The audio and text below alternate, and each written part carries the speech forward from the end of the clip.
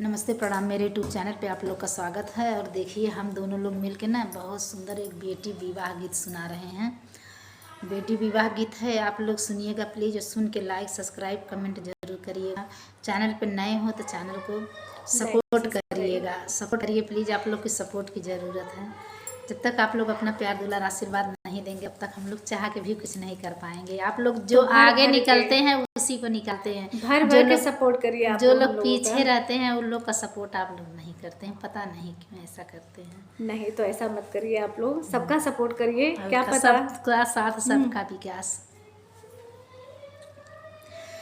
दुआरे पे बैठे हैं बेटी के पापा, दुआरे पे बैठे हैं बेटी के पापा।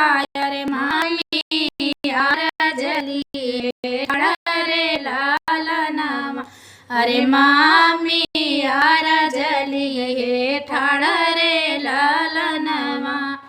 बेटी जब भैली स्वामी बरहई बारिश के, बेटी जब भैली स्वामी बरहई बारिश के।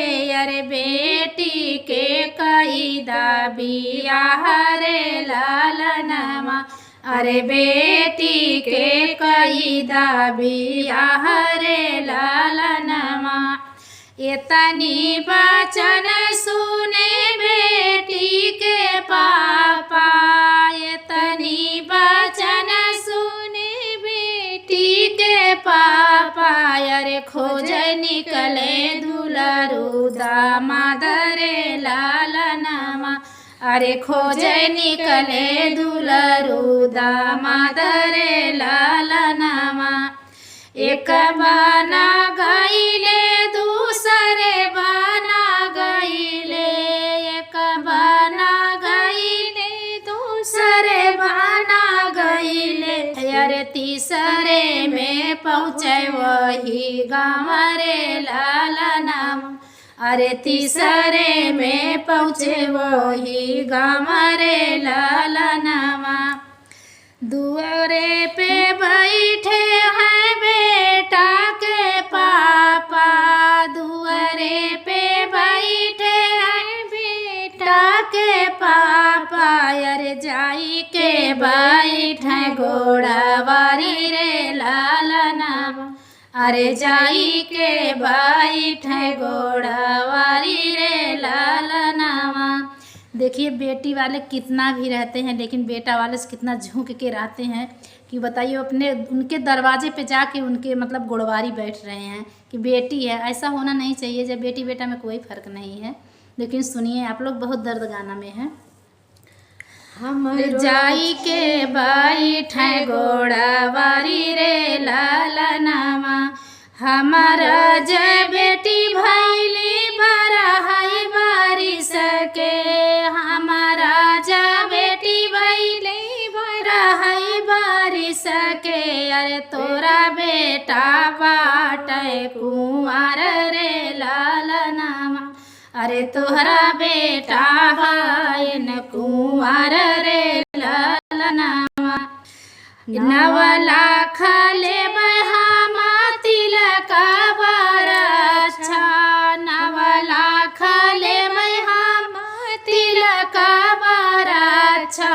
अरे हथिया दुआरे के चार रे लालनामा, अरे हथिया दुआरे के चार रे लालनामा। इतनी वचन सुने बेटी के पापा, इतनी वचन सुनी बेटी के पापा। अरे नैना झर झर लोर रे लालनामा, अरे नैना झर झर लोर रे लालनामा। घूमी के पापा घर के लावटल, घूमी के पापा से घर के लावटल।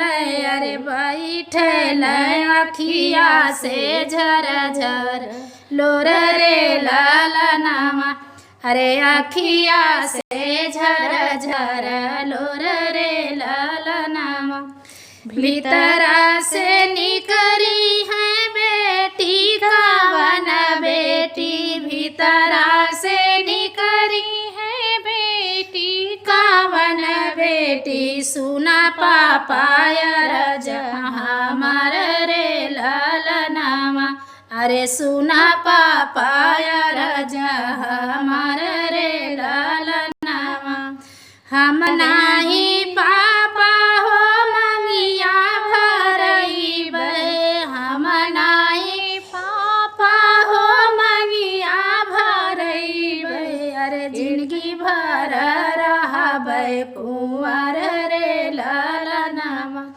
अरे जिंदगी भर रहबै कुंवर रे ललनावा, इतना दहेज पापा कहाँ से लइबा, इतना दहेज पापा कहाँ से लइबा, अरे बिकी जइहे घरवा दुआर रे ललनावा, अरे बिकी जइहे घरवा दुआर रे ललनावा, भैया भौजी के अपने हम सिझबै रसोइया, भैया के अपने हम गोबर कछबै, अरे भौजी के सिझबै रसोई रे ललनावा, अरे भौजी के सिझबै रसोई रे ललनावा,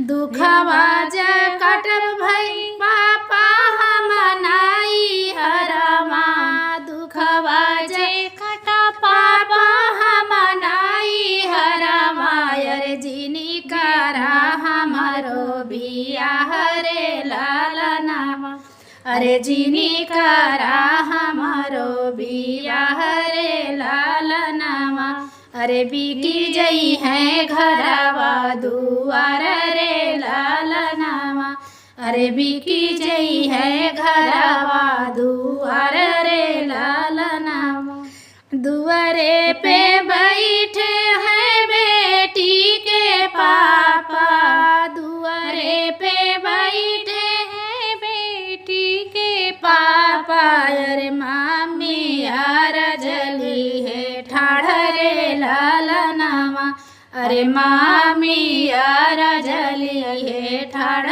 रे ललनावा। देखिए गरीबी क्या चीज़ होती है, हर लड़की के पिता सोचते हैं अपनी बेटी को कितना दे दें, लेकिन लाचारी मजबूरी कुछ लोग के साथ ऐसा होता कि वो चाह करके भी नहीं कर पाते हैं, लेकिन ऐसा करना नहीं चाहिए बेटे वालों को। सुनिएगा आप लोग, बहुत दर्द गाना में है।